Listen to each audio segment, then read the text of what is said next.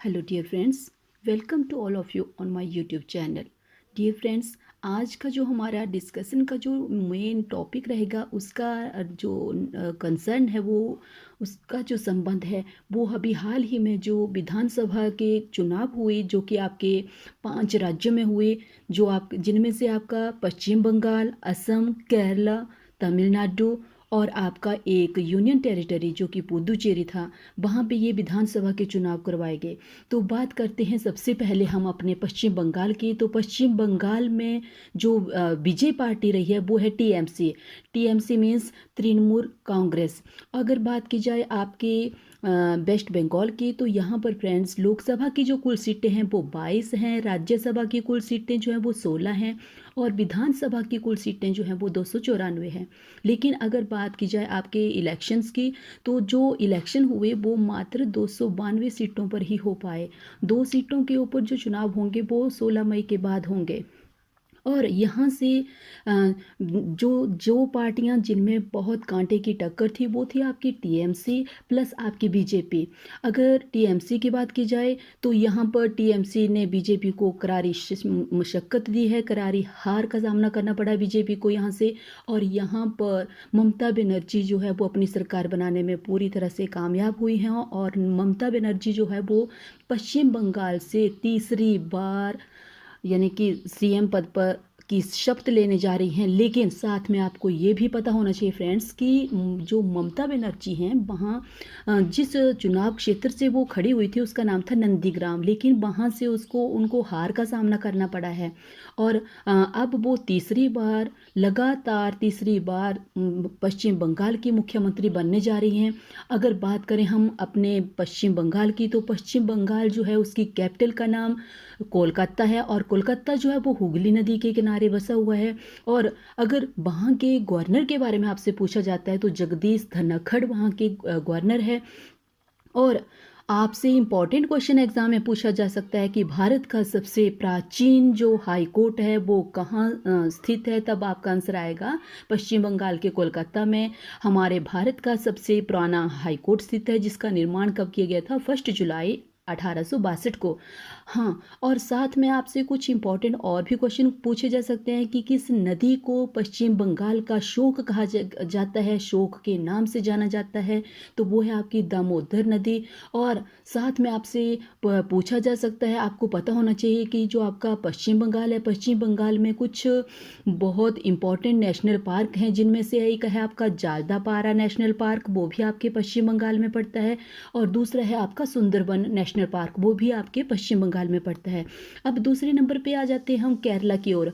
केरला की अगर बात की जाए तो केरला में लोकसभा की कुल सीटें 20 हैं, राज्यसभा की जो सीटें हैं वो 9 हैं और विधानसभा की कुल सीटें 140 हैं।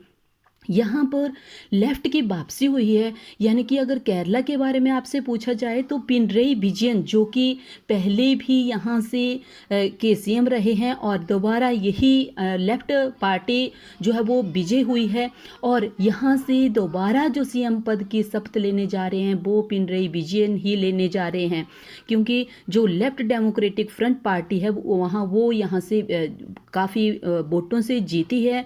और अगर बात की जाए आपके केरला की, तो केरला से आपसे पूछा जा सकता है एग्जाम में कि जो सबरीमाला मंदिर जो कि अक्सर आप सुनते हैं समाचार पत्रों में, टीवी पे देखते हैं, ये जो सबरीमाला मंदिर है ये अक्सर चर्चाओं में रहता है। तो ये जो सबरीमाला मंदिर है ये आपके केरला में पड़ता है। और फ्रेंड्स आपको पता होना चाहिए कि जो आपका केरला है, केरला के तट को मालाबार तट के नाम से जाना जाता है। और साथ में केरला का प्रसिद्ध लोक नृत्य है मोहिनी अट्टम। ठीक है, ये था आपका केरला के बारे में इंपॉर्टेंट फैक्ट्स। अब अगर बात की जाए आपके असम स्टेट की, तो असम में बीजेपी का दबदबा काफ़ी रहा है। यहाँ से अगर लोकसभा की सीटों की बात करें तो लोकसभा की सीटें 14 हैं और राज्यसभा की सीटें जो हैं वो यहाँ 7 रही हैं। और सर्बानंद सोनोवाल फिर से बीजेपी के यहाँ पे बीजेपी के सीएम बनने जा रहे हैं, दोबारा भी सीएम पद की शपथ लेने जा रहे हैं। और जगदीश मुखी यहाँ के गवर्नर हैं।